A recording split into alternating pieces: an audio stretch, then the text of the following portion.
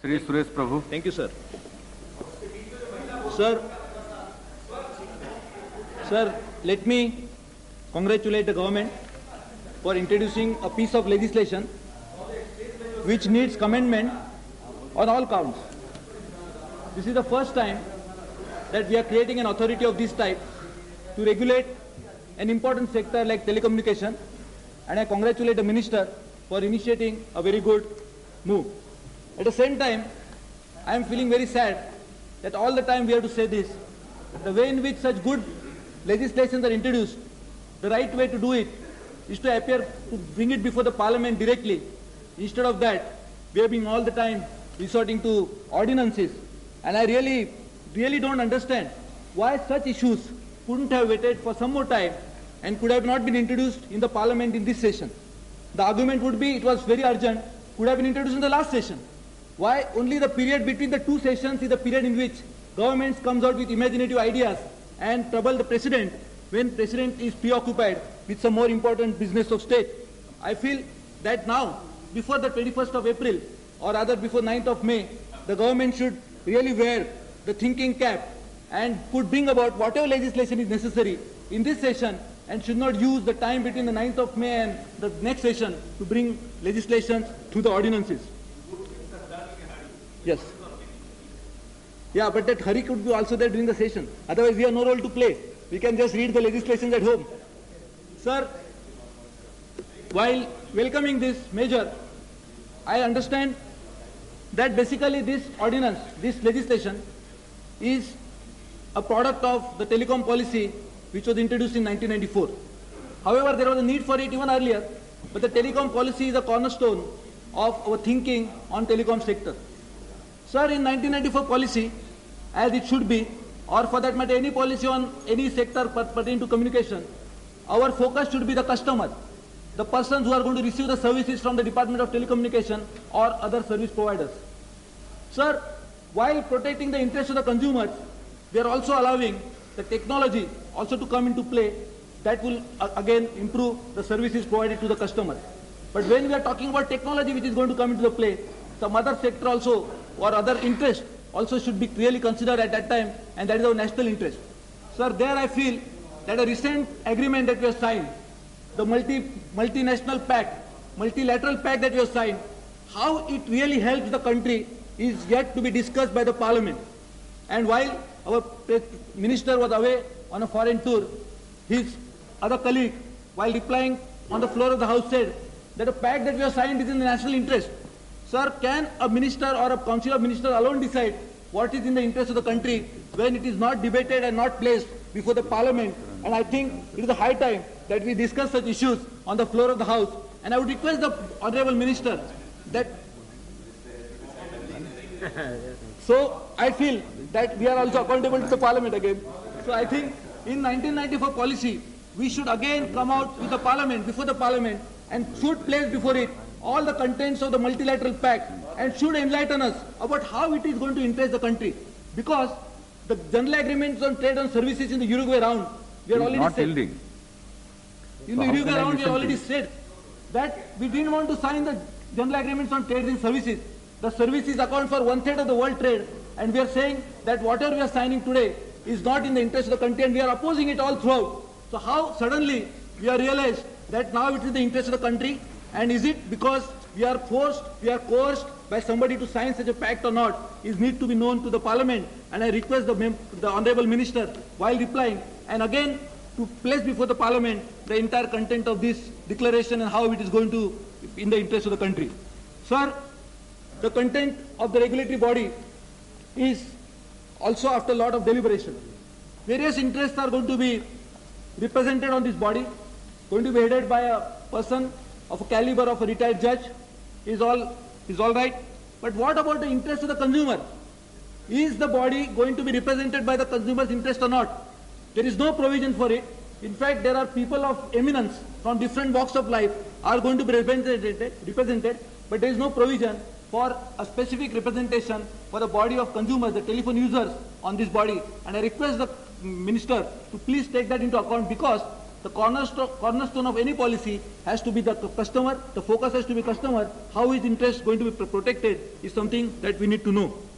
So this is also important because under clause 14.1, we are already stipulating that a dispute between service providers and group of consumers could only be referred. So the individual consumer cannot probably, as per the provisions of the Act or provisions of the bill, provisions of the legislation, cannot probably appear before the authority. He has to necessarily go through a group of consumers. So we are already contemplating a group of consumers as a state who can prefer, and as an aggrieved party, his complaint before the body. And I think if that is the case, then we should have some representation on this body of this group of consumers. Sir, secondly, this group of consumers, when we are trying to contemplate as a body who could prefer such appeal as an aggrieved party, is the government encouraging formation of such group of consumers? There is nothing like group of consumers in the country. I am a telephone subscriber. We all are members of parliament, are telephone subscribers. But there is no body of MPs telephone subscribers in the country. There is no body of Orissa telephone users. There is no body of Maharashtra telephone users. Is the government contemplating to encourage formation of such bodies? Are you going to finance such bodies? Are you going to give them a grant? And I think that is what is really necessary, because under the SEBI Act, there is a provision for formation of investors body, and SEBI is thinking of giving some encouragement in terms of grant. I would urge upon the minister to please encourage formation of such bodies nationwide and probably even subsidize their activities through grant, through the regulation of this type. Unless we do that, how is the group of consumers going to come together and prefer an appeal about their problems that they are going to face? Not paying consumer cost. Yes. Sir, there are various provisions which I think we should really have no complaints, except one thing I would like to know, that we are already contemplating this body and saying that various actions could be initiated under public interest. Public interest is of a paramount for any government functioning, and one should welcome it. But sir, there has to be a trade-off between a public interest on one side and the civil liberties of common citizens on the other.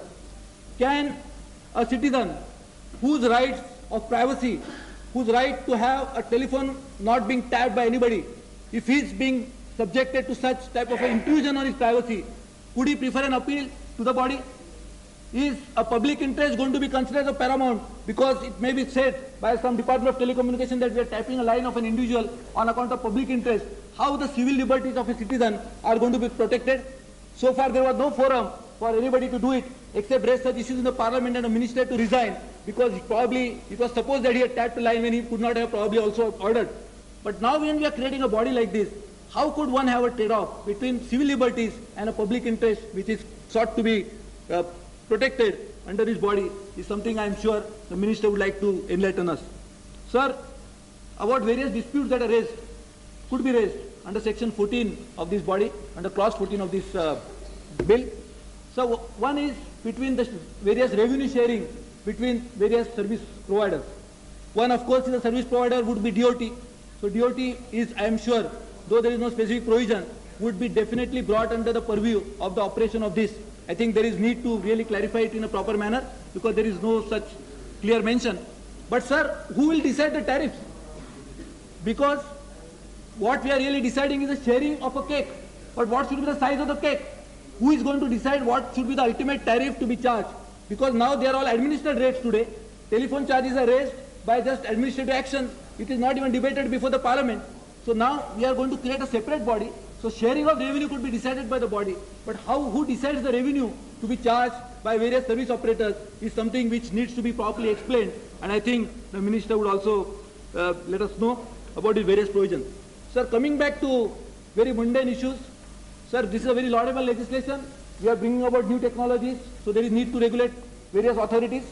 But sir, what happens to the millions of people who live in villages and who are really crying to say that we want telephone services? We have been hearing various new innovations which are only confining themselves to cities, and not only cities, even big metropolitan cities. Sir, the rural areas are really not getting any services excepting reading about it in the newspaper.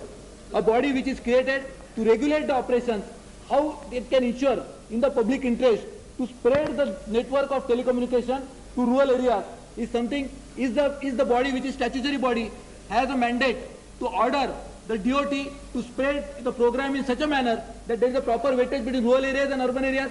Can somebody take care of the social obligation while considering profit motives? That would be really driving force for the private operators to come in. How are we going to have a trade-off between the profit and the social obligation is also something which I am sure the minister would like us to know. Sir, the Monopolies and Restrictive Trade Practices Act is going to be also probably this regulatory body, the TRAI, is going to also look into whether MRTP provisions are adhered to or not. Sir, whether the DOT is considering itself or subjecting itself to scrutiny of MRTP, is it that what it really means? Is something any member of public feeling that the charges which are levied by the authority and they are violative of MRTP provisions, can you also prefer an appeal? Is DOT subjecting itself to scrutiny of such judicial scrutiny on account of whether MRTP provisions are violated or not? That's something which we would certainly like us to know. And sir, the transparency aspect of it is something which I am sure it is one of the principles of common minimum program, and everywhere we will find it very transparent operations that government is trying to promote. Whether the annual report of this body is going to be placed before the parliament, and whether the parliament will have right to scrutinize and take note of these reports or not, which also I am sure would like to know. And sir, there is a provision now, which is not provision but this is a practice, that telephone adalats are operative in various parts so that the disputes between the consumers, individual consumer and the provider could be heard and could be settled and could be disposed of.